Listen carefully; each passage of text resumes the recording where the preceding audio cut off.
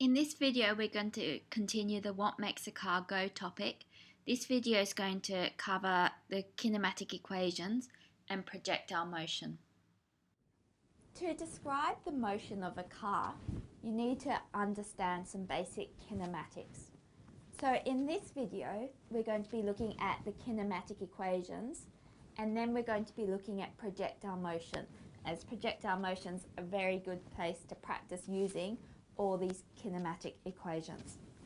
So the kinematic equations describe situations in which there's constant acceleration. Now Joe Wolf has put together some very good phys clips covering this topic. So after watching this video, or even before, I recommend that you go and have a look at the phys clips page. You can find the links below this video. So just to recap from last lecture on some of the stuff that we will be building on in this lecture, we've seen that speed is equal to distance over time, and it's a scalar, and velocity is its vector equivalent. Vector velocity is equal to the displacement over the time. Now in this lecture we're going to be including acceleration as well. Acceleration is the rate of change of velocity. So the formula for acceleration is equal to the change in velocity over the time. So the change in velocity is given by the final velocity minus the initial velocity over the time. So if an object's undergoing constant acceleration, it means that its rate of change of velocity is constant. So in other words, if we drop a ball that undergoes constant acceleration, so it starts off slowly and it gets faster and faster and faster as it falls. So let's have a look at that now. Okay, so let's watch this ball drop. And again in slow motion, you can see it moving very slowly at the beginning, and it starts moving faster and faster, and the camera starts to record it as a longer and longer blur as it's going faster and faster. So hopefully you saw that the ball started off slowly and got faster and faster as it got further down the screen. Let's do an example now of using acceleration to calculate velocities. So the question is, an object is dropped from rest close to the surface of the Earth. It falls for 2.0 seconds before hitting the ground. Calculate its final velocity. So to do this, we're going to need to use the formula acceleration is equal to the change in velocity, which is the final velocity minus the initial velocity over the time. Now because it's close to the surface of the Earth, we know that its acceleration is given by little g, which is 9.80 meters per second. So we need to find this final velocity. We're told that it's dropped from rest, so because it's from rest, this means that the initial velocity is 0, and we know it falls for 2.0 seconds. So we can multiply both sides by 2, so we've got 2 times 9.80 is equal to the final velocity, and so the final velocity is equal to 19.6 meters per second. And because it's a velocity that it's asked for, we should give a direction, so this is towards the surface of the Earth.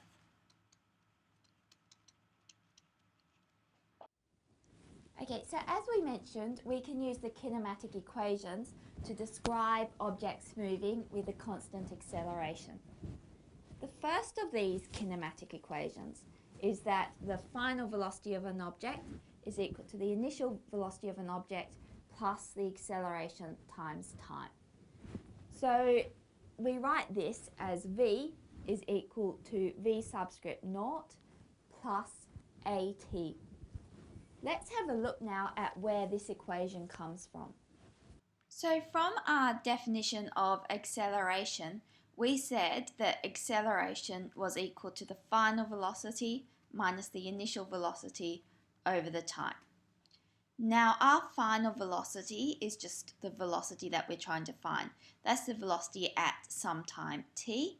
The initial velocity we're going to start representing by v subscript naught. So the subscript naught kind of indicates that it's at time equals naught. So this is at t equals naught, and this one here is at the time is equal to t.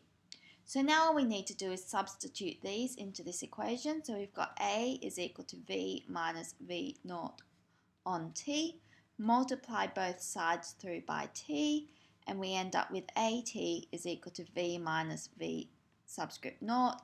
And so moving this over to this side, we end up with v naught plus at is equal to v, which tells us that v is equal to v naught plus at. The final velocity is equal to the initial velocity plus the acceleration times the time t. Let's have a look at a problem now that we could solve using this equation.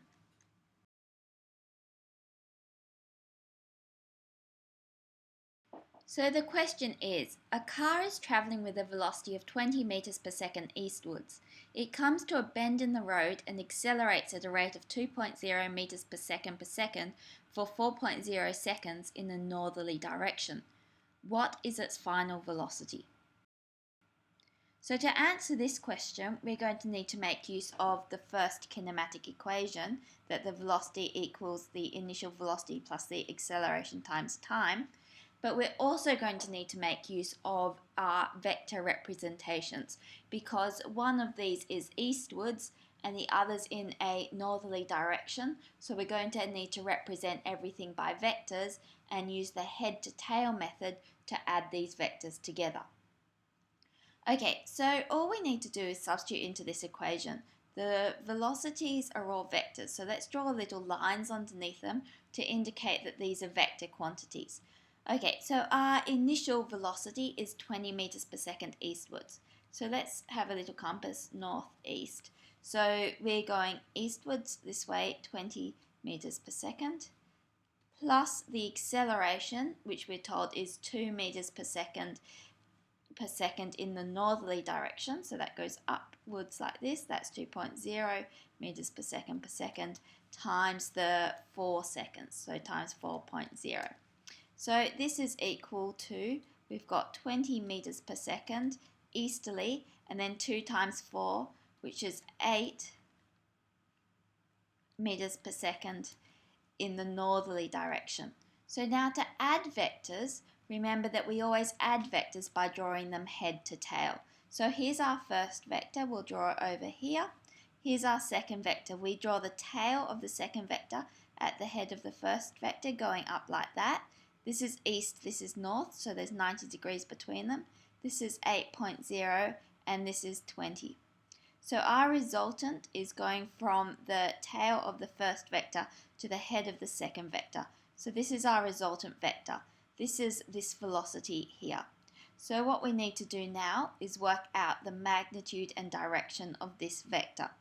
So to do that, we're going to need to use a bit of geometry. We're going to need to use Pythagoras Theorem. So Pythagoras' theorem tells us that the hypotenuse squared is equal to the sum of the square of the other two sides. So we've got that the velocity squared is equal to 8 squared plus 20 squared, and so the velocity is equal to the square root of 8 squared plus 20 squared, and solving this on the calculator, we end up with 21.5 meters per second. So that would be the speed, but we need to find the velocity. So we also need to work out this angle here. So using SOHCAHTOA, we know the opposite and the adjacent. So in this case, we're best off using tan. So tan of theta is equal to the opposite over the adjacent, which is equal to 8.0 over 20. So theta is equal to the inverse tan of 8.0 on 20, and solving that on the calculator, to solve it you would need to press shift tan open brackets 8 divided by 20 close brackets. When you do that, you should end up with 21.8 degrees. And so the velocity is 21.5 meters per second in a direction. This is 22, so 22 degrees, and this is north of east.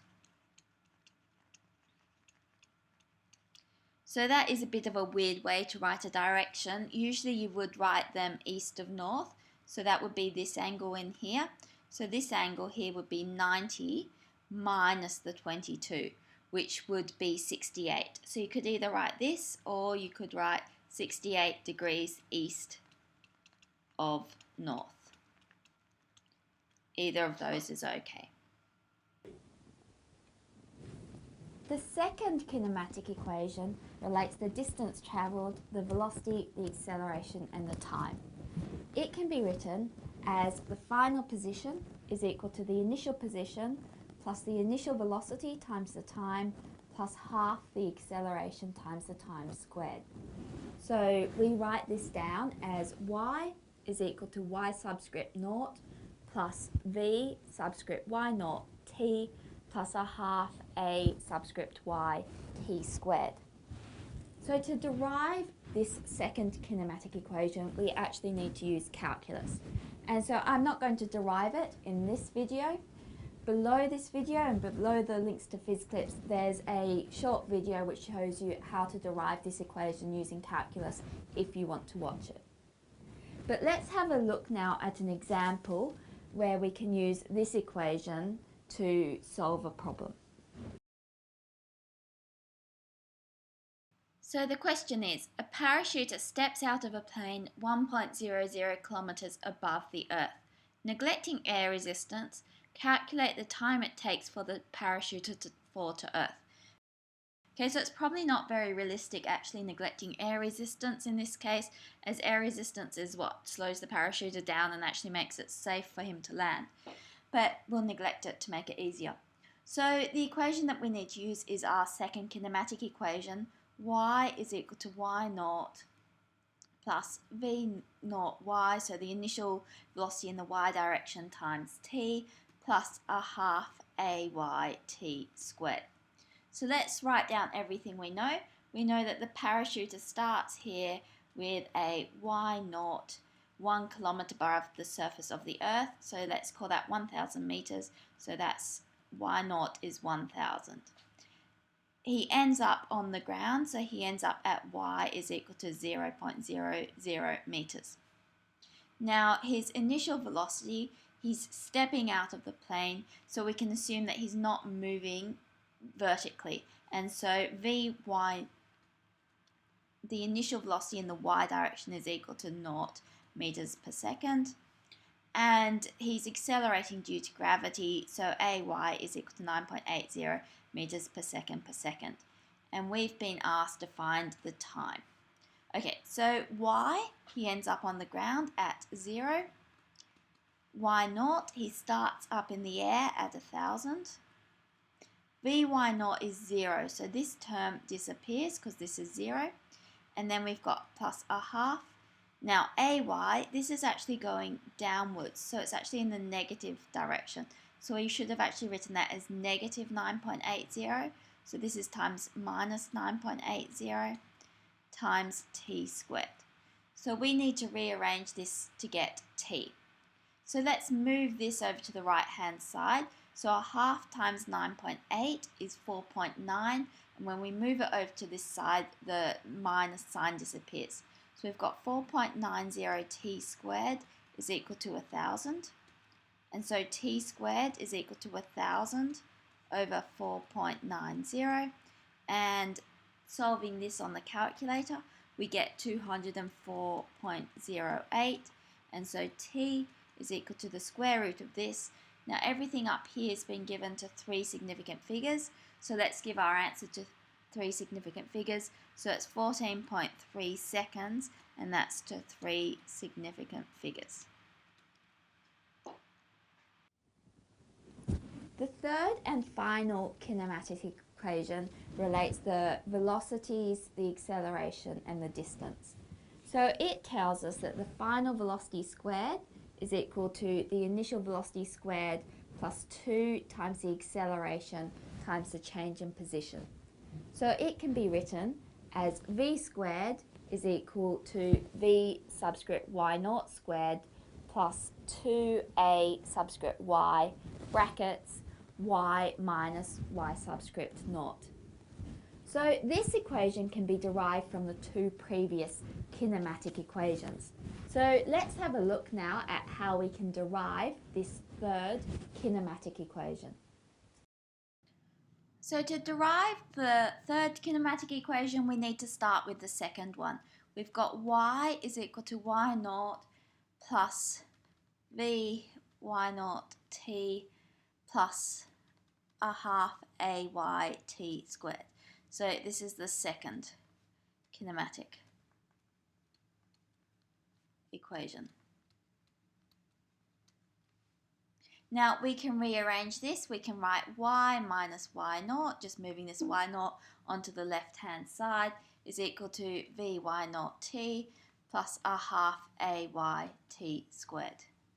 Now what we're going to need to do is use our first kinematic equation. So our first kinematic equation tells us that v is equal to v naught plus at. And so we can rearrange this to tell us that at is equal to v minus v naught. So what we're going to do is replace this ayt with v minus v naught. Now the y, that subscript just tells us that that's the acceleration in the y direction. So we can give this a subscript y and y naught if we want to as well.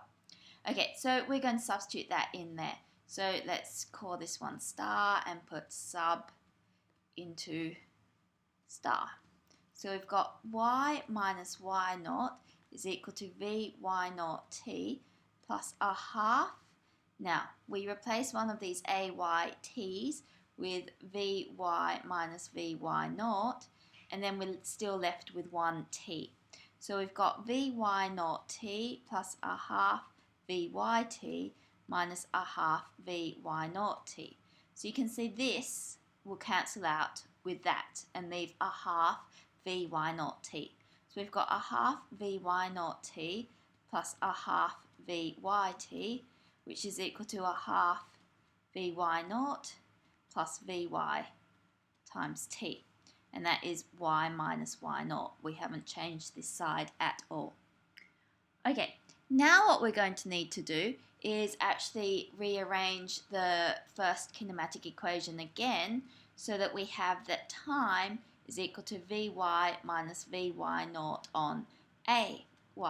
So what we can do is replace the time in this expression with the time from up there. So let's call this double star and put sub, now sub in double star. So sub is short for substitute.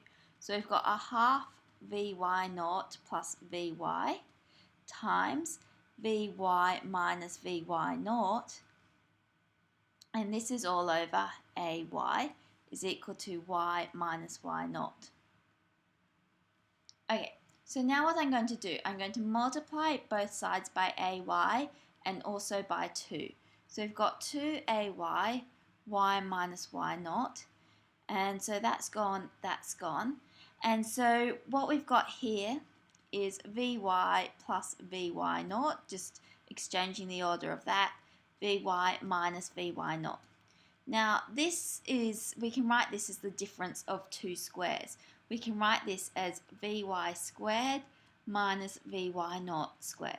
If you don't believe me, then expand these brackets and prove it for yourself. Okay, so we're almost at our third kinematic equation now. All we need to do is rearrange this with this. So we'll put vy squared onto the left-hand side, and then we've got vy naught squared, this is moved over to this side, plus 2ay, y minus y naught. And we've got there. This is our third kinematic equation. Okay, so let's now look at an example of how we can solve a problem using this equation.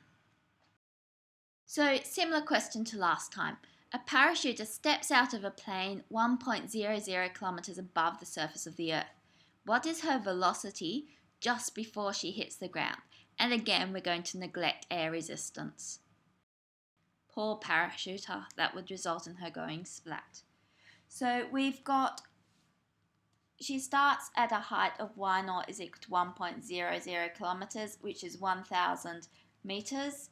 She ends up at y is equal to 0. Her initial velocity as she steps out of the plane is equal to 0. Her final velocity is what we're trying to find. We know that the acceleration is going downwards and so is equal to negative, and the value is 9.80 meters per second as this is on Earth. Okay, so we've got our equation v squared is equal to vy naught squared plus 2ay y minus y naught. Okay, so she starts off with a velocity of 0. So we can put that in as 0 plus 2 times minus 9.8. Now y, she ends up at 0 and she starts at 1,000. So that's how we substitute in there. And then this negative and that negative are going to cancel each other out. So we'll have 2 times 9.8, which is 19.6 times 1,000. So 19,600 is equal to v squared. And so v is equal to the square root of this. Solving that on the calculator, we get 140 meters per second. But we've been asked for the velocity, so we should give a direction. So this is towards the ground. Now what we can do is combine these kinematic equations with splitting vectors into components to work out what happens with a projectile. So it actually turns out that projectiles follow parabolic paths. Let's have a look at a ball which is projected now. So here it goes. And again in slow motion. Here you can clearly see that the path is shaped like a parabola. So projectiles follow parabolic paths because we consider their horizontal and vertical motion separately. Vertically, the ball has gravity acting on it, so it's accelerating at a constant rate vertically. Horizontally, the ball travels with a constant velocity because there's no forces acting horizontally. In the next video, we're going to see the relationship between force and acceleration, which actually comes down about because of Newton's second law. So horizontally, it's going at a constant velocity, and vertically, it's accelerating. So it's very important whenever you're solving a projectile motion question to split the question into components. Consider what's happening horizontally separately to what's happening vertically. What's happening vertically will tell you about how high a projectile can go and how long it's in the air for, as it's when it hits the ground, which is a vertical displacement, that determines when the projectile motion is over. The horizontal motion will tell you about the range of the projectile or how far it has travelled. So let's do a couple of examples now of solving projectile type problems. So the question is, an aeroplane delivers a care package. It drops this package when it is at a height of 950 meters above the ground.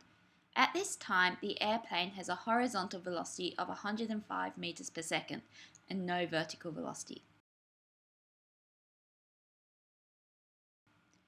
Part A.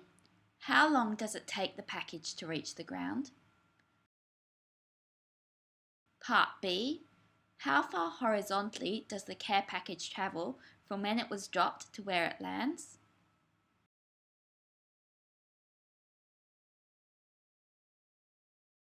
Part C. What velocity does the package hit the ground with? Okay, so when we're starting a question like this, we should always draw a diagram. So here we've got our aeroplane. Here it is, here's the care package. It's 905 meters above the ground.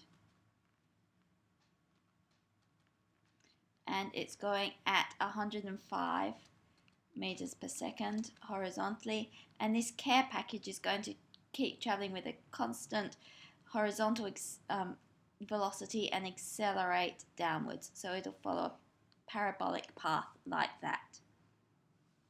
So we know that the initial velocity in the x direction is equal to 105 meters per second. The initial velocity in the y direction is equal to 0 meters per second, as it has no vertical velocity. And we're asked how long does it take for the package to reach the ground. Well, that's going to depend on the vertical component, because it's when y equals 0 that it hits the ground. And we know that it starts at a height, y naught, of, this shouldn't be 905, it should be 950. So this is 950 meters. So we're going to need to use our second kinematic equation, y is equal to y naught plus vy naught t plus a half ay t squared, to work out the time it takes for the package to hit the ground. So we have that y is 0, it starts at a height of 950 meters. Vy naught is 0, it has no initial velocity, so that term is 0, we can ignore it, plus a half. Now the acceleration in the y direction is equal to minus 9.80 meters per second, as it accelerates with little g towards the Earth. And that's times t squared. So we can rearrange this now to work out t squared. So we've got 4.90 t squared is equal to 950, and so that tells us that t squared dividing both sides by 4.9 is equal to 193.87, which tells us that t is equal to 13.9 seconds. So we've solved part A.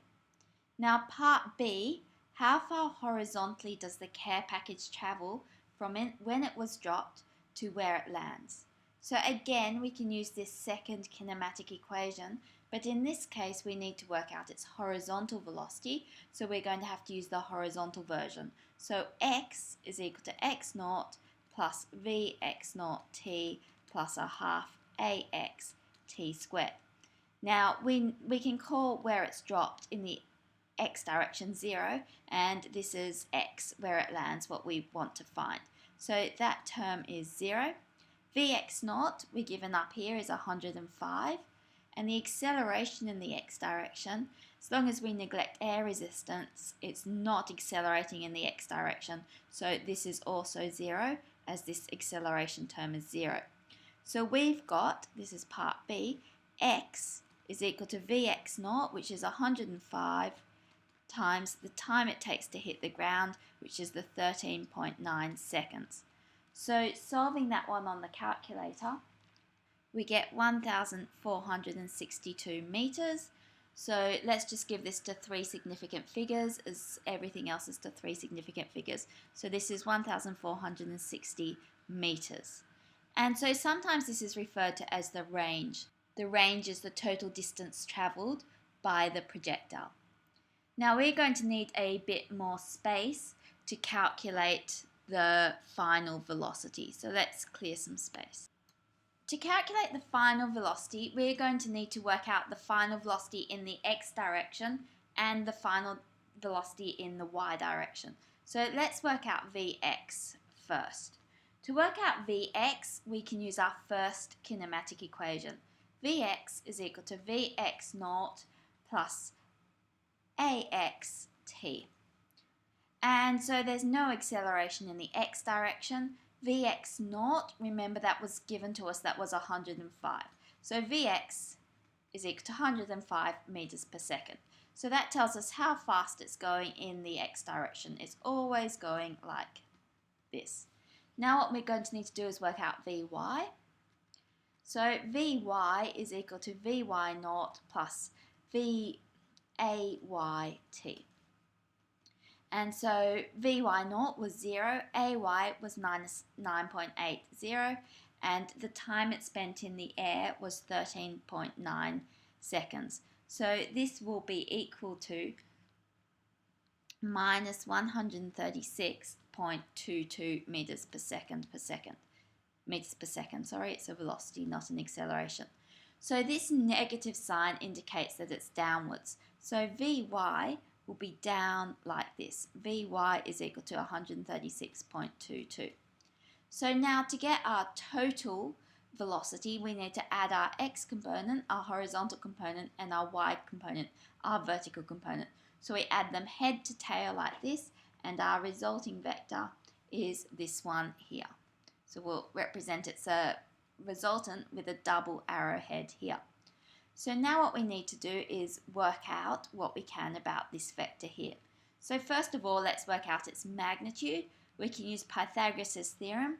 The hypotenuse squared is equal to the sums of the squares of the other two sides. So v squared is equal to vx squared plus vy squared, which is equal to 105 squared plus 136.22 squared. And so v is equal to the square root of this, which is 172 meters per second. But now we've been asked to find a velocity, so we do actually need to give a direction as well. So we're going to need to work out this angle. So remember SOH, TOA. In this case, we know the adjacent side and the opposite side. So we're going to use tan. So we know that tan theta is equal to opposite over adjacent, which is equal to 136.22 over 105. And so solving this to get theta, we've got the inverse tan of 136.22 on 105, and this is equal to 52.4 degrees. So we can say that the velocity is 172 meters per second at an angle of 52.4 degrees below the horizontal. So now we've solved that problem. Now there's another problem for us to try.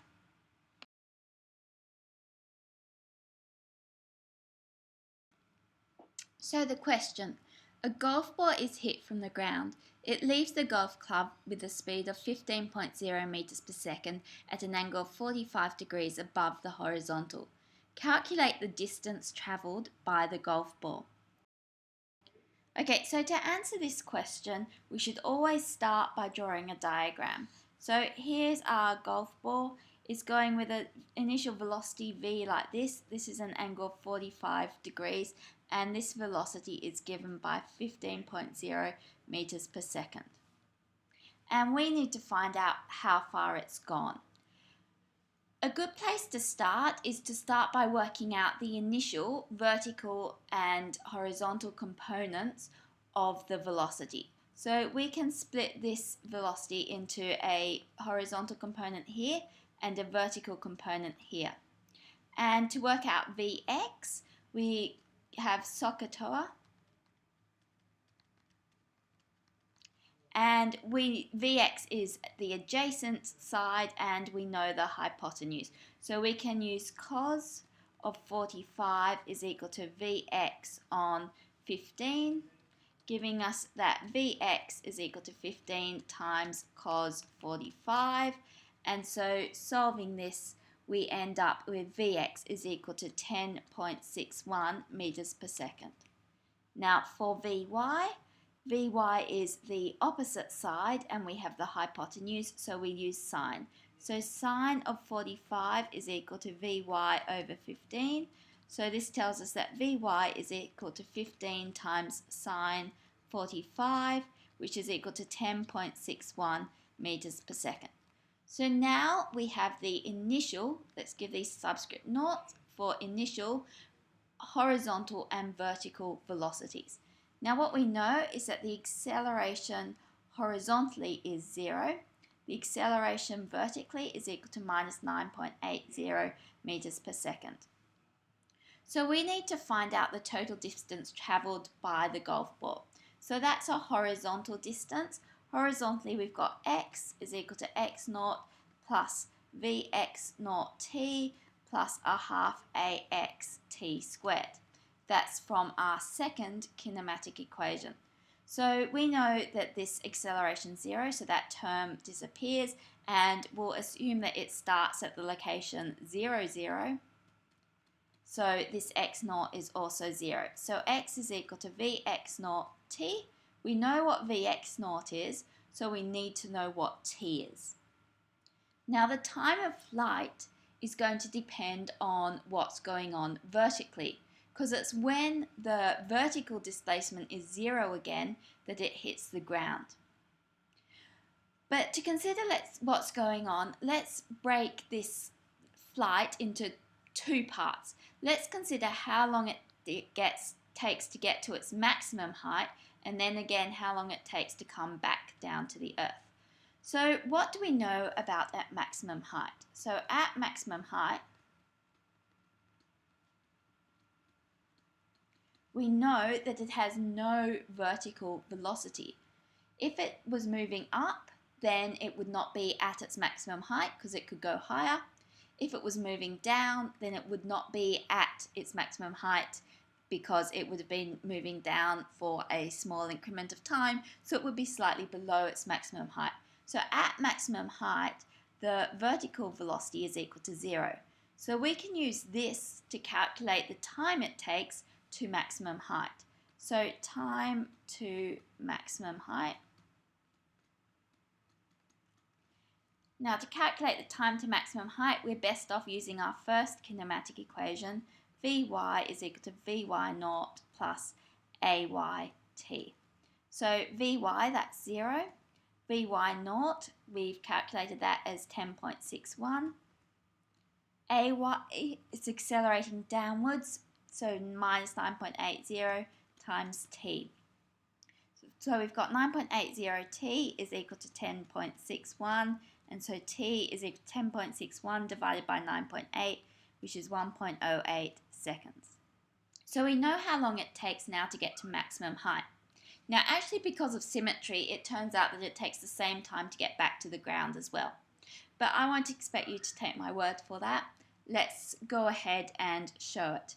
So to work out how long it takes to get from this maximum height back to the ground, we're going to need to know what this maximum height is. So let's now find maximum height. We've got y is equal to y naught plus Vy naught t plus a half Ayt squared, and y naught's 0. Vy naught is 10.61, so we've got 10.61 times the time, 1.08, plus a half times minus 9.80 times 1.08 squared. And so we can type all this into the calculator and we get 5.77 meters. So this maximum height here is 5.77 meters. So now we can work out how long does it take to fall from rest here back to the ground, which is 5.77 meters away. So to do that, we'll need to use this second kinematic equation again. So we've got y ends up at 0. It starts at 5.77. Now, the initial velocity from this point is 0. It's at rest vertically there, because that was what decided that it was at its maximum height. And then we've got a half, ay is minus 9.8 t squared. So we've got t squared is equal to 5.77 over 4.9. And so solving this on the calculator, we end up with t is equal to 1.08 seconds, which is the same as the time it took to get to that maximum height. So now we know total time is equal to 1.08 plus 1.08. That's the time to maximum height plus the time to return to the ground, which is equal to 2.16 seconds. So now what we can do is go back to this equation we had at the beginning and substitute in. And so x is equal to Vx naught, which is the 10.61 times 2.16. And solving that on the calculator, we get 22.9 meters. So the range of this projectile, the total distance it's traveled, is given by 22.9 meters. So in this video you've been introduced to the kinematic equations and seen how these equations can be used to describe projectile motion. Now I highly recommend that you now spend some time to go look at Joe Wolf's Phys Clips, which you can link to from below this video. In the next video we're going to be looking at Newton's laws of motion, and hopefully you realised from these kinematic equations that in order to start a car, the car needs to accelerate. If the car is at rest and there is no acceleration, then it's not going to go anywhere. So to make a car go, you also need acceleration. Thanks to Sebastian Frick for help with filming this video.